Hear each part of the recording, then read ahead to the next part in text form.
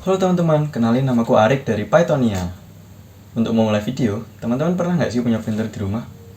Bagi kalian yang masih pelajar, pasti udah nggak asing lagi kan sama aktivitas ngeprint. Biasanya kita pergi ke warnet atau ke tempat fotokopian buat ngeprint kan, karena itu emang opsi yang paling murah. Tapi sebenarnya kalian tahu nggak sih kalau kalian bisa dapat printer untuk harga 200-400 ribuan aja? Tapi printer yang kalian dapat pasti kan kabel tuh. Nah, di video kali ini aku bakal ngasih tau ide ke kalian untuk mengubah printer kabel jadi printer wireless. Disimak ya. Untuk menyulap printer kabel jadi wireless, kuncinya ada di board yang satu ini, Raspberry Pi. Bagi kalian yang tahu robotik, board ini berbeda dengan Arduino. Board kecil ini sebenarnya cuma komputer kecil.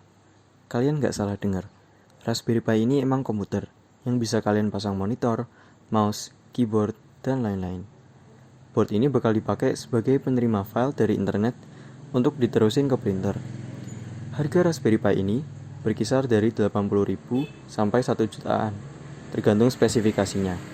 Untuk printer ini, kalian bisa pakai board manapun yang punya WiFi card, atau bisa juga pasang WiFi adapter sendiri.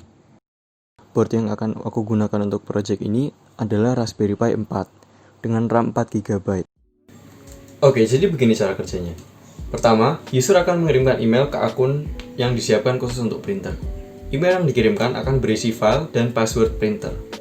Password ini berfungsi untuk verifikasi agar tidak sembarang email diteruskan ke printer. Setelah itu, kita juga memasukkan properti print melalui email seperti warna, halaman, dan lain-lain.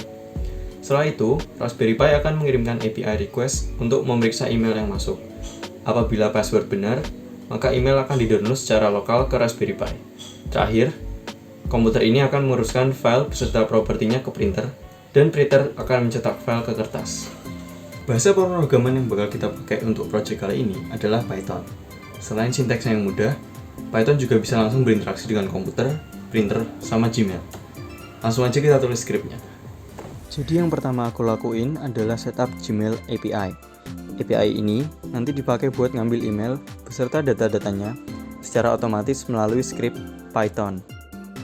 Setelah itu, checkpoint pertamaku adalah ngambil email dengan keyword tertentu.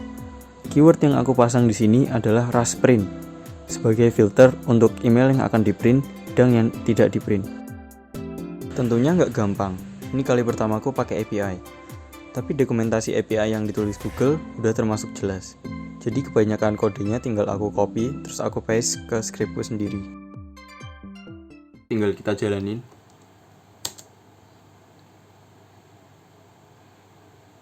Bisa dilihat message yang di-return di sini sama kayak yang ada di email. Berarti kita udah berhasil ngambil data dari emailku.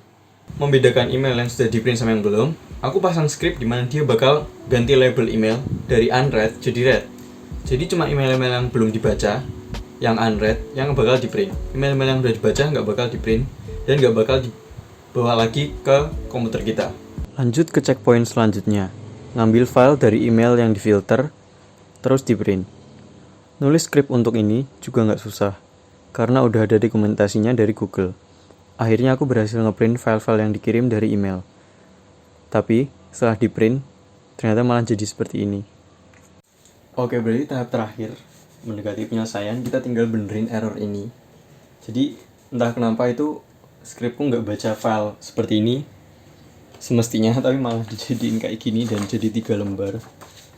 Jadi itu tahap terakhir yang bakal aku lakukan untuk nyelesain printer gue ini.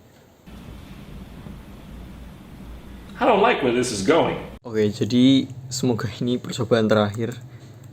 Sebentar. Oke, jadi ini bisa jadi tes terakhir yang bakal aku lakukan.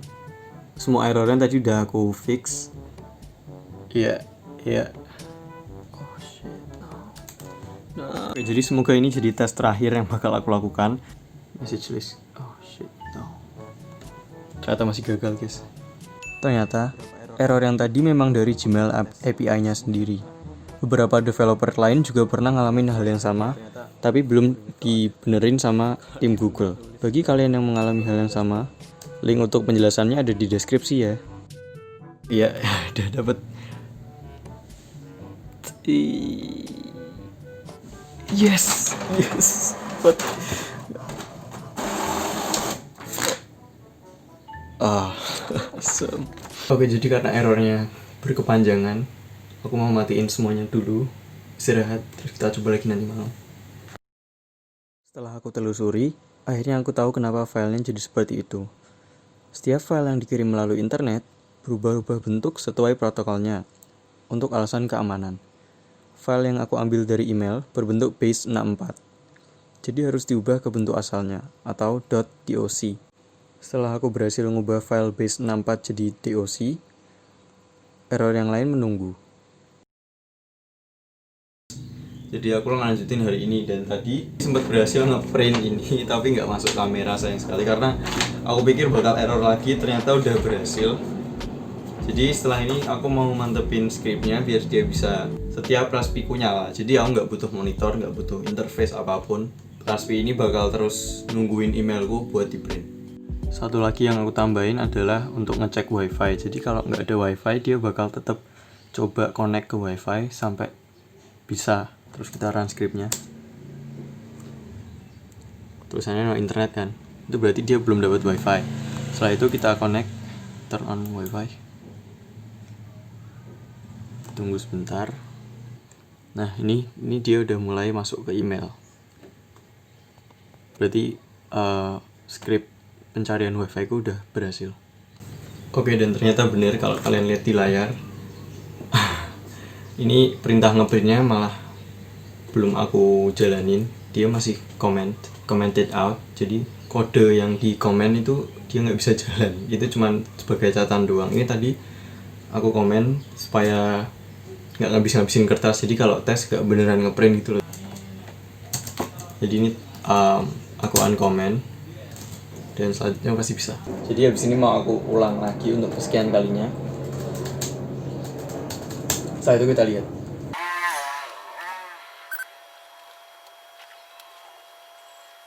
Aku kirim emailnya sekarang. Terus aku mau ngecek error apa yang mungkin dia keluarin.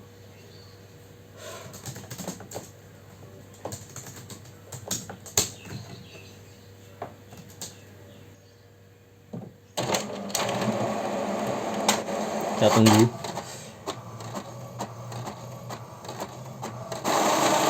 Yes, berhasil guys. Jadi sekarang udah bisa aku print ini. Jadi dia bakal otomatis ngerun setelah komputernya nyala. Printer yang aku buat ini emang mempermudah banget. Tapi ada beberapa hal yang bisa kita lakukan untuk membuat printer ini jadi lebih baik. Simak yuk. Daripada pakai Gmail, bikin hosting sendiri merupakan opsi yang paling fleksibel.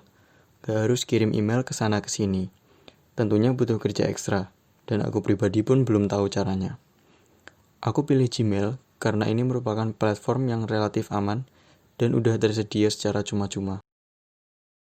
Bagi sebagian orang, Raspberry Pi 4 emang cukup mahal, tapi kalian bisa kok pakai board Raspberry Pi Zero plus WiFi adapter. Linknya di deskripsi ya. Dibandingin sama printer kabel yang diubah jadi printer wireless lainnya, printerku ini bisa nerima file dari mana aja. Banyak tutorial di internet yang nunjukin gimana cara ngubah printer jadi wireless, tapi kebanyakan cuman lokal wireless, nggak bisa nerima file jarak jauh. Oke, jadi habis ini aku mau nyuruh temanku Nate dari Minnesota, Amerika untuk ngirim file buat testimoni. Dan kita coba, bisa nggak sih printerku nerima file dari luar negeri? So yeah, do you know how it works now, or? Yeah. Okay, so you need to send an email with a matching subject. You know what a subject of an email, right? Yeah. It's like the title. Yeah, and then that's gonna be the password that my computer will like filter all the emails. So what subject should I?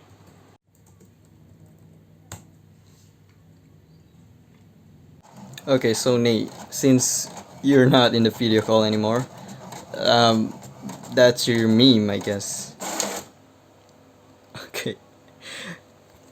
Oke, jadi teman-teman, video yang file yang dikirim Nate udah masuk, tapi karena video callnya error tadi karena wifi-nya jelek, jadi Nate nggak bisa lihat live. Ini meme yang dikirim.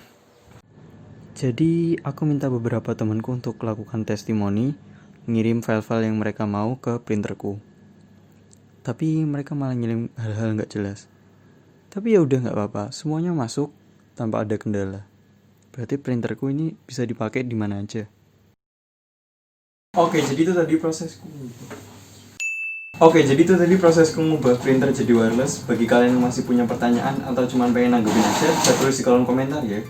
Oh iya, satu hal lagi, aku bakal bikin scriptku in open source. Jadi bagi kalian yang penasaran gimana scriptnya, cek aja di deskripsi ya. Subscribe dan pantengin terus channel ini karena kita bakal bikin bot untuk sosial media di video selanjutnya. Dan jangan lupa